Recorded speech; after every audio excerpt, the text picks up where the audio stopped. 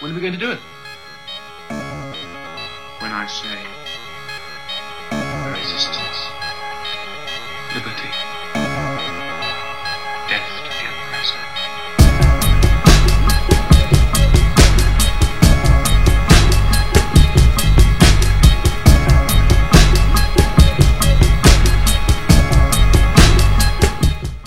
L'économie nomme donc non pas un espace commun ou un espace en commun. Économie, a priori, ça voudrait dire maison commune. Vous voyez, quelque chose dans ce goût-là. Il y a Eoikos, c'est maison. Mais ça n'explique pas du tout ça. C'est le monde des maîtres replié sur les autres mondes et qui les écrase. L'extermination générale des autres mondes par le monde de l'économie.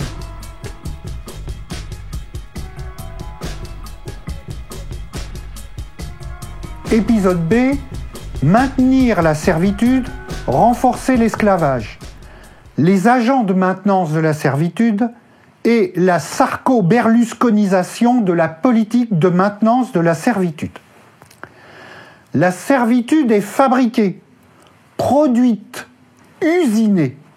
Telle est, du reste, la grande fabrication économique. Le résultat, le produit de cette fabrication est l'outil vivant, le cerf.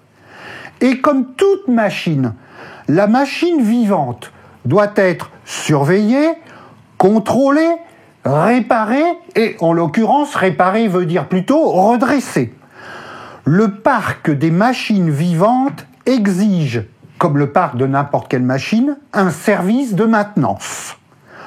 Globalement, ce service de maintenance se nomme politique, à entendre ce terme galvaudé au sens de police. Les agents de maintenance de la servitude sont souvent nommés des politiciens, mais il vaut mieux les nommer policiers.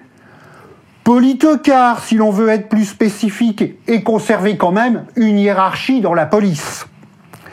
La maintenance de la servitude, le maintien de l'ordre. Cette maintenance exige la plus grande fermeté, la violence la plus constante et précisément l'indifférence radicale à l'outil vivant pour l'exécution de cette maintenance sans état d'âme. On aurait dit autrefois le machiavélisme le plus noir. On retrouve du reste aujourd'hui le machiavélisme censé avoir été balayé par le progrès des mœurs. Et où le retrouve-t-on ?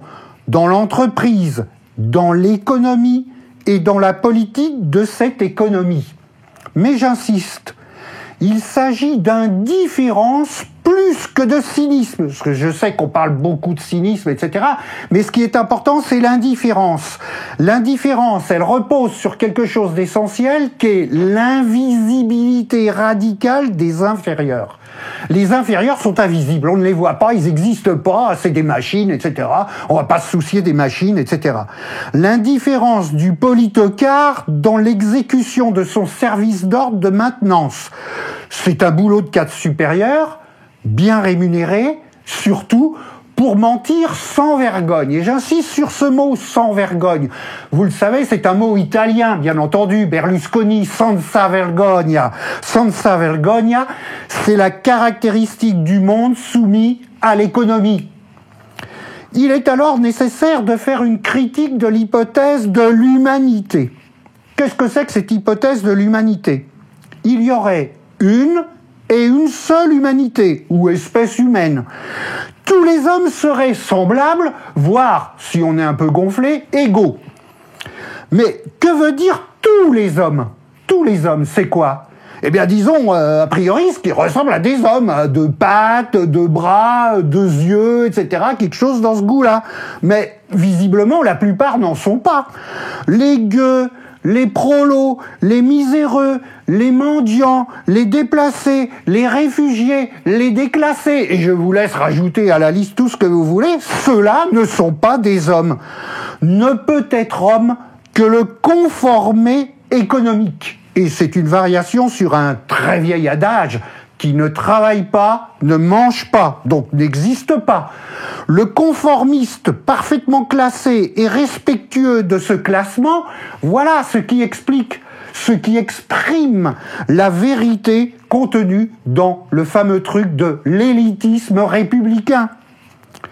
Nous avons assisté à l'évanouissement au XXe siècle du mythe humaniste et de la mythologie progressiste des Lumières, même si cet effacement est encore aujourd'hui, je dirais, machiavéliquement camouflé, refoulé. On peut dire que le XXIe siècle sera celui de la disparition de l'humanité et de l'oubli de tout humanisme. Et dans cet effacement se tient l'explication de ce que l'on a encore sous les yeux, des exterminations de masse. Qu'est-ce que c'est qu'une extermination de masse ? La dératisation des rats défectueux. Alors prenons ce mot rat, R-A-T. C'est de l'anglais, ça veut dire rational actor. Eh bien, il y a des faulty rational actors. Il y a des pièces mal fabriquées. Il faut les mettre au rebut. Ceci nous donne l'explication structurale des exterminations sans état d'âme de masse d'hommes animalisés. Les poux, les vermines et autres dégueulasses.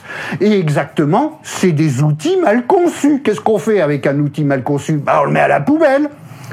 L'évanouissement du mythe humaniste conduit à l'hypothèse des mondes multiples. Ces mondes sont en guerre permanente. Il n'existe aucune relation entre les mondes, entre ces mondes, sinon la guerre et la mise en esclavage des prisonniers, la domination par la terreur. Qu'est-ce que le terrorisme d'État ? Et il faut être clair, le seul terrorisme qui existe, c'est le terrorisme d'État. Le terrorisme d'État agencé par des cadres de maintenance dont on a parlé, dont Berlusconi est le prototype, le nom parfait. Police, service, plus ou moins secret. Mafia, gros bras. Voilà les cadres inférieurs de la maintenance. Manager, coach, consultant, agent du contrôle économique, gradé des banques, etc. Voilà les cadres intermédiaires. Et les politocars berlusconiens. Voilà les cadres supérieurs. Voilà la maintenance. L'homme politique doit être considéré comme, disons, un agent d'ambiance. C'est-à-dire, il doit propager sa bonne humeur, parfaitement imaginaire, bien entendu. Et derrière sa bonne humeur, il doit cacher toute la violence que l'État recèle. Le terrorisme d'État est un élément central de la guerre coloniale interne permanente que les maîtres et leurs intendants mènent pour soumettre sans cesse les outils animés, et je dirais outils animés de mauvaises intentions. Voilà pourquoi il faut leur faire la guerre. L'économie nomme donc non pas un espace commun ou un espace en commun. Économie, a priori, ça voudrait dire maison commune. Vous voyez, quelque chose dans ce goût-là. Il y a oikos, c'est maison. Mais ça n'explique pas du tout ça. C'est le monde des maîtres repliés sur les autres mondes et qui les écrase. L'extermination générale des autres mondes par le monde de l'économie. On aurait dit autrefois éradiquer tous les sauvages, tous les animaux sauvages, ce que l'on nomme civilisation. L'économie nomme la conquête coloniale à l'infini. Suggestion, soumission, accaparement, expropriation, enfermement, et comme toujours, je vous laisse rajouter à la liste.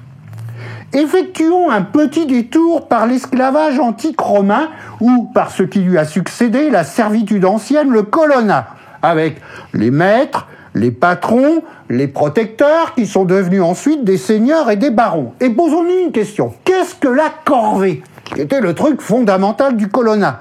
Eh bien, je dirais l'exploitation comme fonction générique de l'esclavage. Exploitation de la ressource humaine comme une machine animée. Corvée, travail forcé, bagne, galère, tous ces mots qui nous sont encore véritablement contemporain. L'exploitation n'est pas autre chose que le résultat fonctionnel de la structure coloniale de l'économie. L'exploitation ne peut s'expliquer sans analyse préalable de la domination coloniale générique. déportation et révolution industrielle permanente sont l'envers et l'endroit du même processus économique de guerre coloniale. La systématique économique, ce que plus loin j'appellerais valeur, résulte de la guerre coloniale permanente, le calcul des machines vivantes. La calculabilité économique résulte de la servitude.